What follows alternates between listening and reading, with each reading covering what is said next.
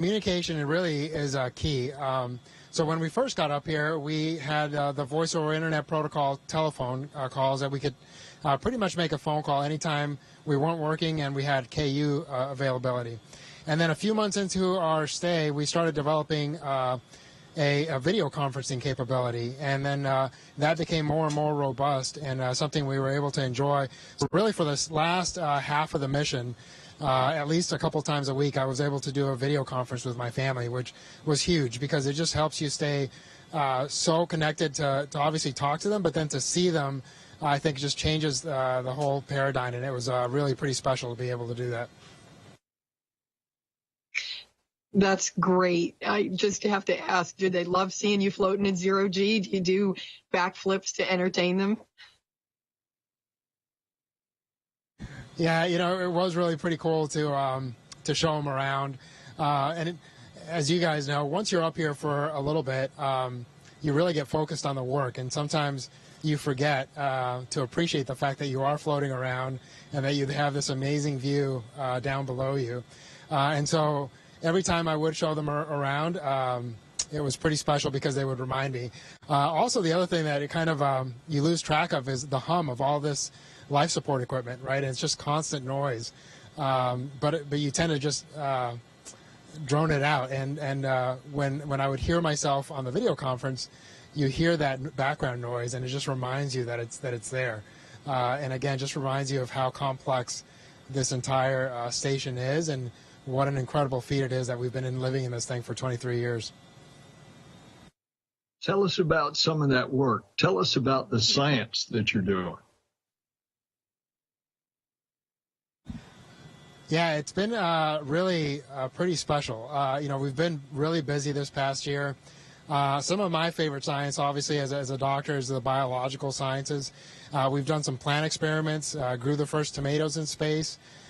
We've done some genetic studies on plants, which I'm really looking forward to seeing how that turns out, because it's looking at, hey, the adaptations that plants develop in space, are they able to pass that on to subsequent generations? And so I think that'll be pretty cool science.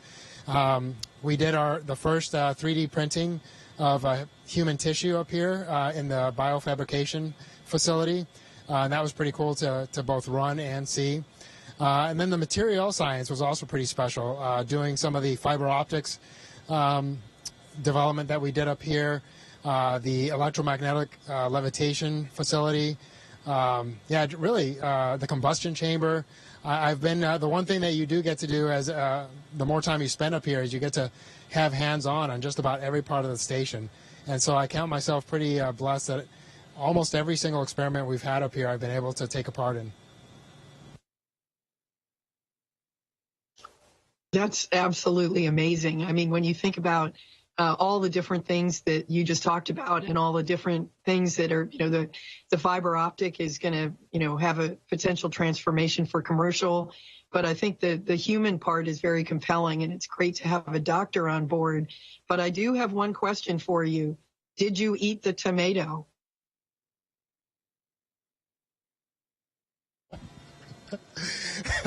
That's hilarious. I don't know who put you up for that, but I did not eat the tomato, and I wish I had at this point, because I think everybody thinks I did.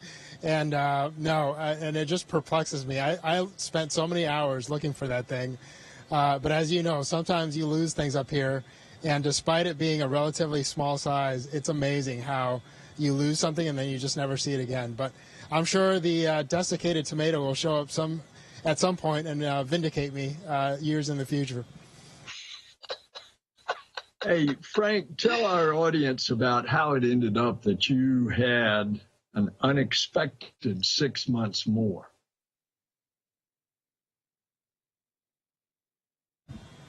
And sir, I'm so sorry. Can you repeat that question, please? Yeah. You ended up staying 6 months more in space on board the station than was originally planned. Let everybody know what happened. Sure. Unfortunately, our Soyuz spacecraft developed a leak, we think through a micrometeorite strike in the coolant system. And unfortunately, the spacecraft was essentially intact, but we weren't really sure whether we as a crew would be safe in our return. And obviously, that's a critical component, not just to our safety, but also, and perhaps more importantly, to the computer systems that manage our re-entry. And so because of that, both NASA and Roscosmos came together. And again, as much as it was a challenge to stay an extra 6 months, I'm so grateful that the agency was able to say, hey, you know what, the safe thing to do would be to fly up a new spacecraft and have them wait and ensure a more safe return. And so, yeah, again, I count it as an incredible blessing that we have the capability to do that and that all parties involved were willing to do that.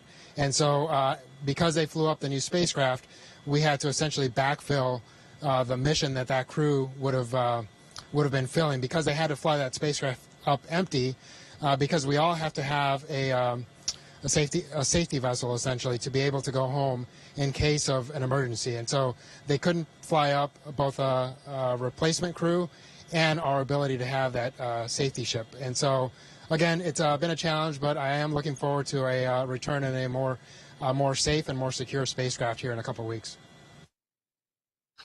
You know, you not only have set that record, but it is also timely because it's Hispanic Heritage Month. And you, as a Hispanic American, symbolize the diversity of the wonderful, rich fabric of America. Give us a message on this month's celebration. Yes, sir. Well, it is very special timing, and actually I came up last year in the same month of September, and so it's been a unique sandwiching of my time up here. And it's really an honor to represent both our country and my Latino community.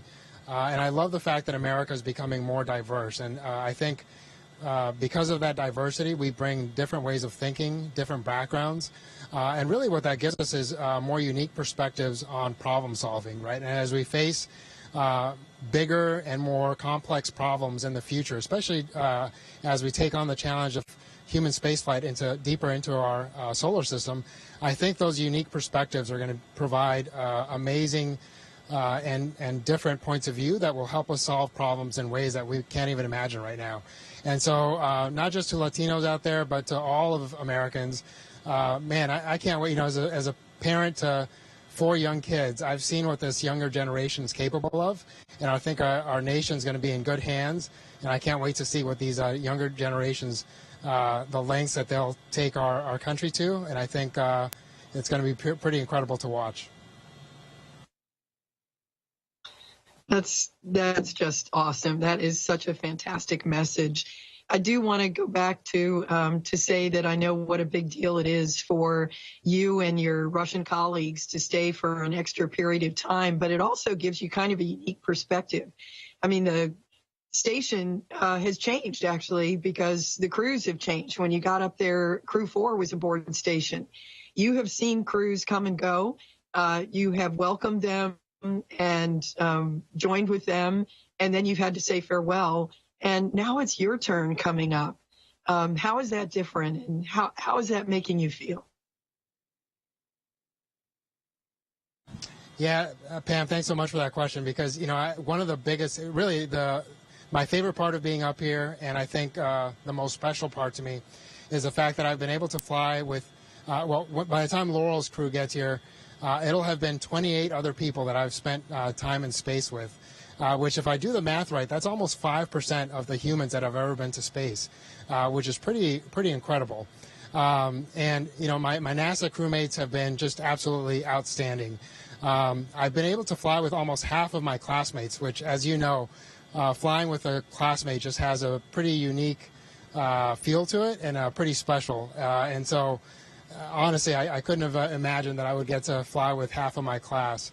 And then the international partners, starting with Samantha, an Italian astronaut, and then Koichi and Soichi, both Japanese astronauts, Sultan, an Emirati astronaut, And then Axiom brought up Ali and Ray, who were Arab astronauts. And so just having that diversity up here was just such a unique feeling.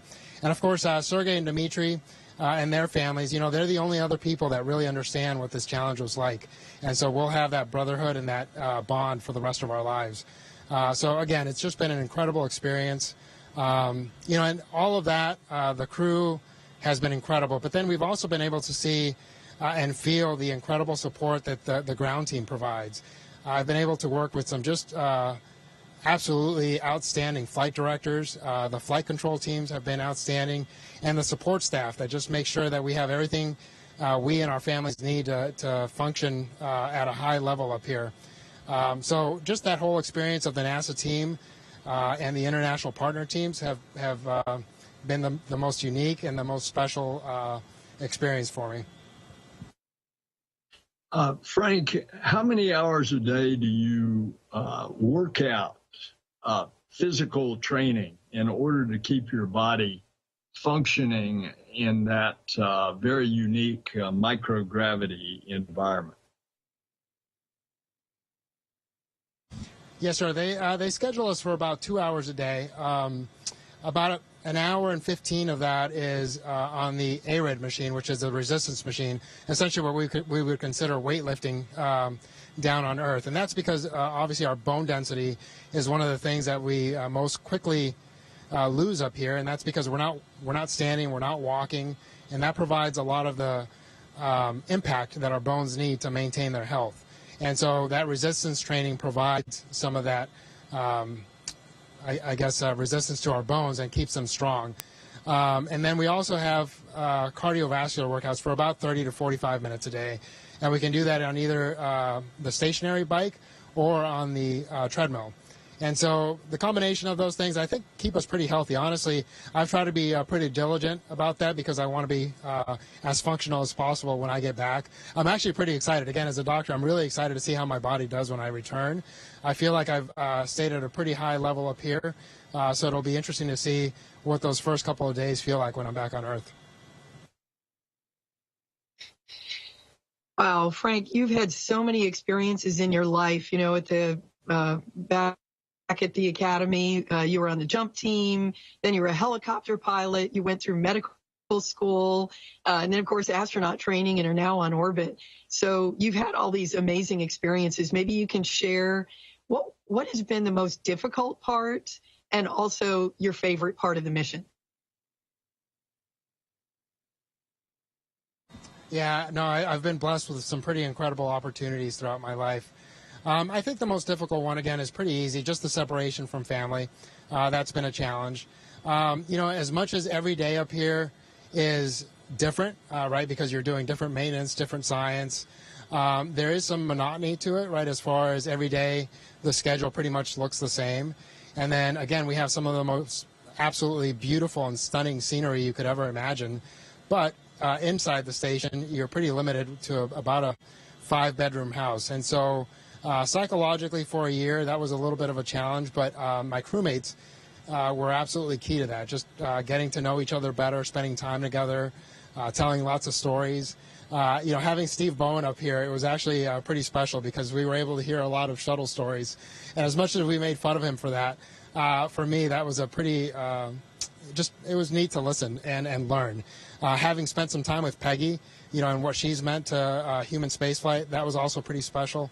I'd say those were some of the most challenging components, but also my favorite because it involves the people. Frank, anybody watching this is just absolutely amazed, and especially the young people watching this. So as we close out, why don't you give a message to the young people of planet Earth, especially those of Hispanic origin? Yes, sir. Well, thanks again for that opportunity. And again, it's an honor to represent our nation, to represent NASA, and the various communities that we represent up here. And I would just say, keep working hard, have big dreams, but start acting on those dreams as soon as you can. Really, the hard work and the dedication are the key components to making those dreams come true. And as much as possible, be kind to others and surround yourselves with good team and good teammates, because ultimately there's very few things in life that we accomplish individually, and almost everything big that we accomplish as humanity requires incredible teamwork. And so try to surround yourself with good people and go out there and do great things. That's beautiful, and we thank you. Bless you, Frank. We'll see you when you come home. All right, sir. Thanks so much for your time, Pam. It was an honor to spend some time with you all, and I look forward to seeing you soon. Station, this is Houston ACR. That concludes the event. Thank you to all participants from NASA headquarters. Station, we are now resuming operational audio communications.